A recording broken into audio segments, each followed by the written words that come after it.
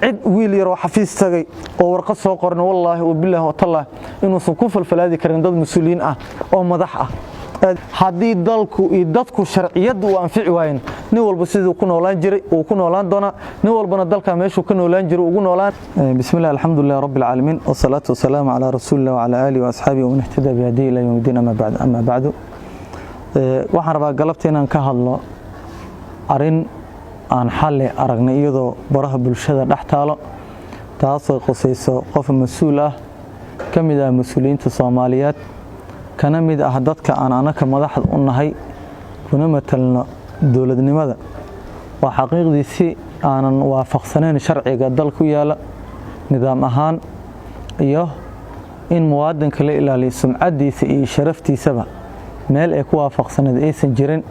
ayaa xal waxaan ka aragnay waqtigii dambe baraha bulshada taasoo ah in muwaadin ama mas'uul kamid ah mas'uuliyiinta u shaqeeyo madaxna ka ah hay'adda duulista hawada ee rayidka Soomaaliya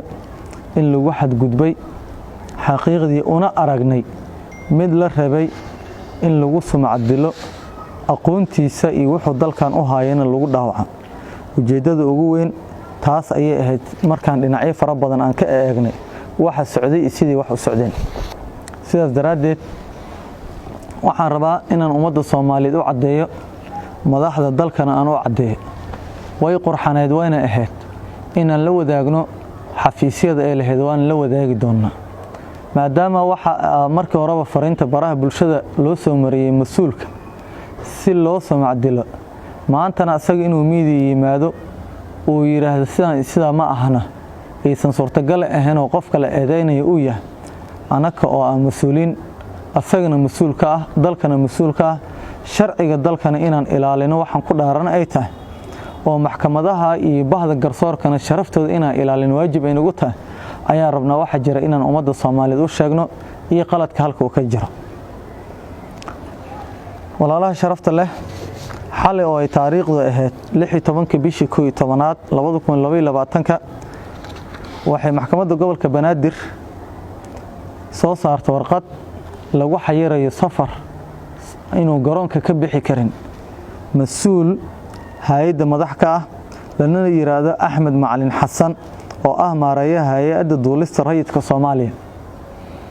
Axmed waa mas'uulka ay maxkamaddu sheegtay inuu madax ka yahay maareeyaha guud ka yahay hay'adda duulista rayidka Soomaaliya waad ogtihiin muhiimadda iyo baahida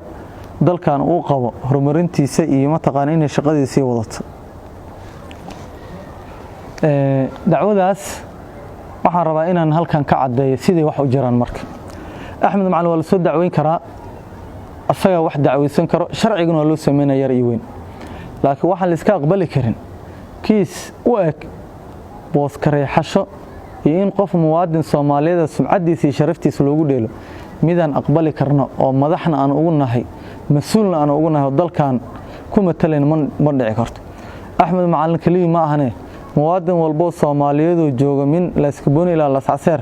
ayaana ka aqbalayn in sidaas loo dulmiyo warqadaas xal ay soo baxday baraha bulshada ayaana lagu faafiyay waxaana loo jeediyay taliska booliska Soomaaliya inuu san gudaha Soomaaliya ka bixi karin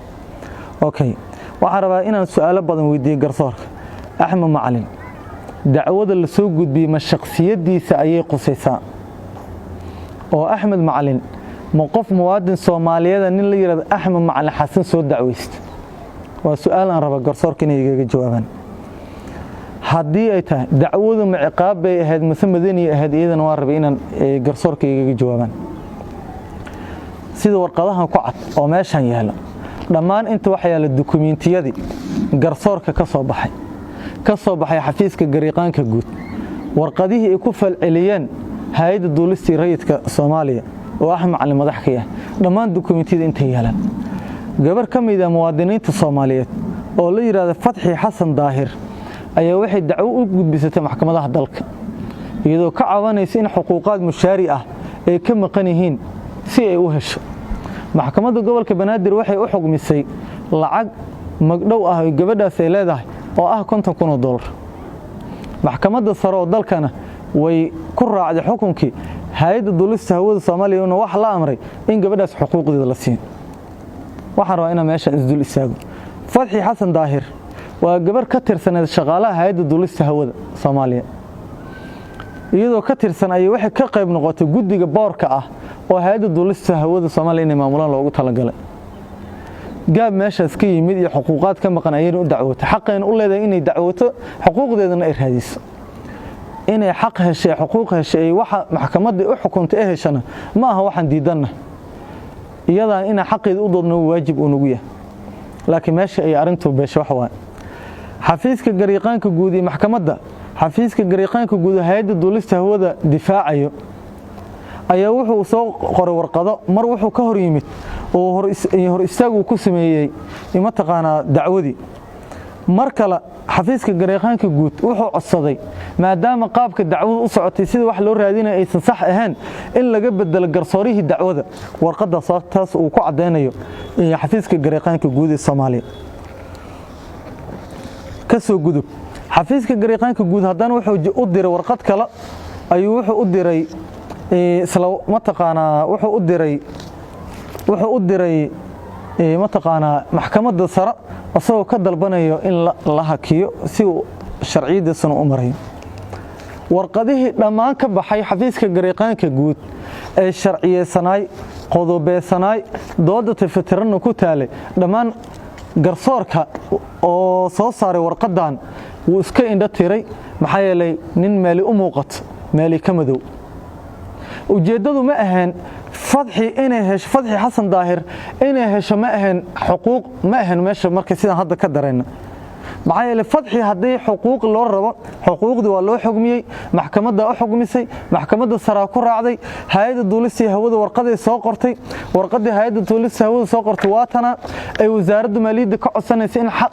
ma taqaana la baxsho lacagtaas wasaaradda maaliyadda warqadan jirta أحمد معلم ما أهان شخص العقد اللي يقول له ما أنا أهان موادن إلا سودع ويستكل جيس ما تقانا حولها إن دين أهان كوقات ما أسجى جش واجبات كلها وجود أحمد ورقد وقري وزارة مالية وقري وأرنتان يده هو ما تقانا أسو جديني والسكين ده ترى أحمد معلم مرك كيس كان إني قبل داس حقوق ذي الشهر وحي صحة oo gariiqaanka guud iyo gariiqaanada dalka garsoorka ah isku waafaqaan Axmed ma diidi karo meel uu ka diidan ma lahayn Axmedna xoolaha la soo xugmiyay xoolo gurigiisa laga xugmina ma ahane xoolo hay'ad lagu xukumeeyay hay'aduna madax u yahay maxkamadda waxay soo saartayna kama hor iman karo maxaa yeelay wax walba sharciga ka sareey anigu waxaan ahay bahda garsoorkan kamid ahay nidaamkii garsoorka inuu hagaagin waa waxa aan doonayno laakiin waxaan rabaa warqadan garsooraha ku saxiixan ee soo qoray محمد علي ليرا محمد علس علي وفهمي وجدد ورقدان او كل هاي مال الشرعي ku waafaqsanta Axmed Macalin